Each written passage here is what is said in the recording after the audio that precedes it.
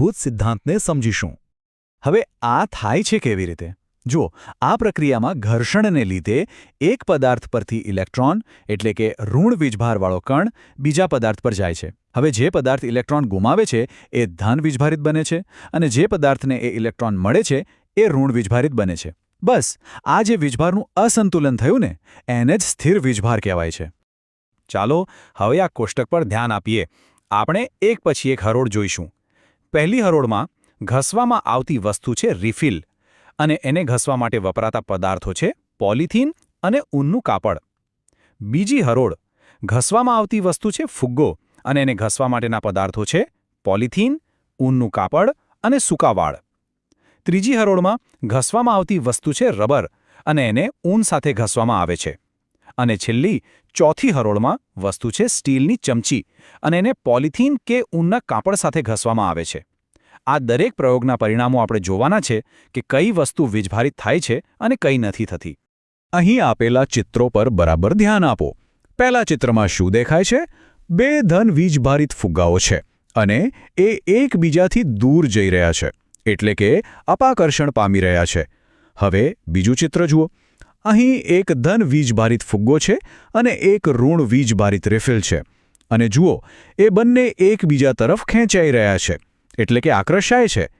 આના પરથી ભૌતિકશાસ્ત્રનો એક બહુ જ મૂળભૂત નિયમ સાબિત થાય છે અને એ તમારે હંમેશા યાદ રાખવાનો છે. સમાન વીજભારો વચ્ચે અપાકર્ષણ થાય છે અને વિરુદ્ધ વીજભારો વચ્ચે આકર્ષણ થાય છે. ચાલો હવે આપણે આગળ વધીએ આપણા બીજા વિભાગ તરફ, વીજળીની પ્રક્રિયા. આપણે જે વીજભારના સિદ્ધાંતો શીખ્યા એ કુદરતમાં કેવી રીતે કામ કરે છે એ હવે આપણે સમજીશું. તો આ વીજભારોનું વિભાજન વાદળોમાં કેવી રીતે થાય છે? જ્યારે ગાજવીજ સાથે તોફાન આવે ત્યારે વાદળની અંદર પાણીના ટીપાં અને હવાના પ્રવાહો વચ્ચે જોરદાર ઘર્ષણ થાય છે. આના લીધે જે હલકા ધન વીજભારો છે એ વાદળના ઉપરના ભાગમાં જમા થાય છે અને જે ભારે ઋણ વીજભારો છે એ વાદળના નીચેના ભાગમાં જમા થાય છે. આના કારણે એક બહુ મોટો વિદ્યુત સ્થિતિમાનનો તફાવત ઊભો થાય છે. જુઓ, આ ચિત્ર બરાબર એ જ વસ્તુ બતાવી રહ્યું છે જેની આપણે હમણાં વાત કરી.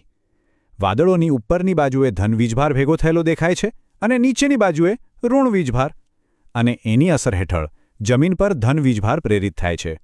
હવે જે પ્રક્રિયા દ્વારા આ એકઠા થયેલા ધન અને ઋણ વીજભારો એકબીજાને મળે છે, જેનાથી તણખા અને અવાજ પેદા થાય છે, એ પ્રક્રિયાને વિદ્યુત વિભારણ કહેવામાં આવે છે. તો ચાલો વિદ્યુત વિભારણની વ્યાખ્યા બરાબર સમજી લઈએ. ઋણ અને ધન વીજભારોના મળવાની પ્રક્રિયા, જેનાથી તેજસ્વી પ્રકાશના લીસોટા અને અવાજ ઉત્પન્ન થાય છે. આ પ્રક્રિયા બે કે તેથી વધુ વાદળો વચ્ચે અથવા તો વાદળો અને જમીન વચ્ચે પણ થઈ શકે છે. આ વ્યાખ્યા પરીક્ષા માટે ખાસ યાદ રાખજો. વીજળી પડવાની આખી ઘટનાનો આ મુખ્ય સિદ્ધાંત છે. હવે જ્યારે આપણે વીજળી કેવી રીતે થાય છે એ સમજી લીધું, તો એનાથી બચવા માટે શું કરવું જોઈએ એ પણ જાણવું જરૂરી છે. તો આપણો ત્રીજો વિભાગ છે વીજળીથી સુરક્ષાના ઉપાયો. ચાલો હવે ગાજવીજ સાથેના તોફાન વખતે સુરક્ષા માટે શું કરવું એના મુદ્દાઓ પર ધ્યાન આપીએ. સૌથી પહેલાં, જો તમે બહાર હોત તો યાદ રાખો, ખુલ્લું મેદાન, ઊંચા વૃક્ષો, બગીચાઓ અને ઊંચાઈવાળી જગ્યાઓ જરા પણ સુરક્ષિત નથી. ઘર કે કોઈ પાકી ઇમારત જ સુરક્ષિત સ્થળ છે. અને હા, જો તમે કાર કે બસમાં હો તો બારી બારણા બરાબર બંધ રાખીને અંદર બેસી રહેવું સલામત છે. હવે જો તમે ઘરમાં હો તો ટેલિફોનના વાયર, ઇલેક્ટ્રિકના વાયર અને ધાતુની પાઇપને અડકવાનું ટાળો. ગાજવીજ થતી હોય ત્યારે સ્નાન કરવું બિલકુલ સલાહભર્યું નથી. અને કમ્પ્યુટર, ટીવી જેવા વીજળીના ઉપકરણોને તો પ્લગમાંથી જ કાઢી નાખવા જોઈએ. તો ઇમારતોને આ વીજળીથી કેવી રીતે બચાવી શકાય? એના માટે વપરાય છે વીજળી વાહક. એની વ્યાખ્યા છે ઇમારતોને વીજળીની અસરથી બચાવવા માટે વપરાતું એક ઉપકરણ. આ એક ધાતુનો સળિયો હોય છે જે ઇમારત કરતાં પણ ઊંચો હોય છે અને એને ઇમારતના બાંધકામ વખતે જ દિવાલોમાં સ્થાપિત કરવામાં આવે છે. આ ચિત્રમાં તમે વીજળી વાહકનું કામ બરાબર સમજી શકો છો. જુઓ, જ્યારે વીજળી ઇમારત પર પડે છે ત્યારે આ ઊંચો ધાતુનો સળિયો એને આંતરી લે છે. પછી એ વીજળીના પ્રચંડ પ્રવાહને એક સુરક્ષિત માર્ગ આપીને સીધો જમીનની અંદર ઉતારી દે છે. આનાથી ઇમારતને કોઈપણ પ્રકારનું નુકસાન થતું નથી. ચાલો હવે આપણે બીજી કુદરતી ઘટના તરફ આગળ વધીએ. આપણો ચોથો વિભાગ છે ભૂકંપ, એક પરિચય. સૌથી પહેલા ભૂકંપ એટલે શું એની વ્યાખ્યા છે પૃથ્વીનું અચાનક ધ્રુજારી અથવા કંપન, જે ખૂબ જ ટૂંકા સમય માટે રહે છે, અને આ થાય છે પૃથ્વીના પોપડામાં ખૂબ ઊંડે થતા કોઈ વિક્ષેપને કારણે. હવે આ વિક્ષેપ ક્યાં થાય છે? આ ચિત્રમાં પૃથ્વીના સ્તરો બતાવ્યા છે. સૌથી બહારનું સ્તર, જેને આપણે પોપડો કહીએ છીએ, ત્યાં જ ભૂકંપ ઉદ્ભવે છે. આ એ જ સ્તર છે જ્યાં મોટાભાગની ભૂસ્તરીય હલચલ થાય છે. તો હવે સવાલ એ થાય કે ભૂકંપ આવે છે શા માટે અને એને માપવામાં કેવી રીતે આવે છે? ચાલો એ સમજીએ આપણા 5મા વિભાગમાં, ભૂકંપના કારણો અને માપન. પૃથ્વીનો પોપડો અનેક મોટી પ્લેટોનો બનેલો છે. ભૂકંપ આ પ્લેટોની ગતિને કારણે થાય છે, જે કાં તો એકબીજા સાથે ટકરાઈ શકે છે અથવા એકબીજાની બાજુમાંથી સરકી શકે છે. આ જે 2 ચિત્રો છે એ બરાબર આ જ 2 મુખ્ય ક્રિયાઓ દર્શાવે છે. એકમાં પ્લેટો અથડાય છે અને બીજામાં એકબીજાની પાસેથી પસાર થાય છે. આ બંને પ્રકારની ગતિથી જ ધ્રુજારી ઉત્પન્ન થાય છે. પ્લેટોની સીમાઓ એ નબળા વિસ્તારો છે જ્યાં ભૂકંપ થવાની શક્યતા વધુ હોય છે. આ નબળા વિસ્તારોને સિસ્મિક અથવા ફોલ્ટ ઝોન તરીકે પણ ઓળખવામાં આવે છે.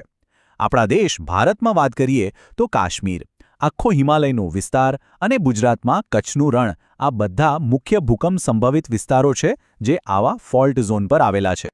ભૂકંપની શક્તિ માપવા માટે રિક્ટર સ્કેલનો ઉપયોગ થાય છે. તેની વ્યાખ્યા છે ભૂકંપની તીવ્રતા અથવા શક્તિ માપવા માટે વપરાતો સ્કેલ. જે વિનાશક ભૂકંપ હોય છે એમની તીવ્રતા રિક્ટર સ્કેલ પર 7.0 કરતાં વધારે હોય છે. અને ખાસ યાદ રાખજો કે આ કોઈ રેખીય સ્કેલ નથી. આનો સીધો મતલબ એ છે કે 7ની તીવ્રતાનો ભૂકંપ 6ની તીવ્રતાવાળા ભૂકંપ કરતાં અનેક ગણો વધારે શક્તિશાળી અને વિનાશકારી હોય છે. અને આ જે સાધન તમે જોઈ રહ્યા છો એને સિસ્મોગ્રાફ કહેવાય છે. ભૂકંપ આવે ત્યારે જે સિસ્મિક તરંગો ઉત્પન્ન થાય છે એને આ સાધન એક ચાર્ટ પર રેકોર્ડ કરે છે. આ રેકોર્ડિંગ પરથી જ વૈજ્ઞાનિકો ભૂકંપની તીવ્રતા નક્કી કરે છે અને એને રિક્ટર સ્કેલ પરનો આંક આપે છે.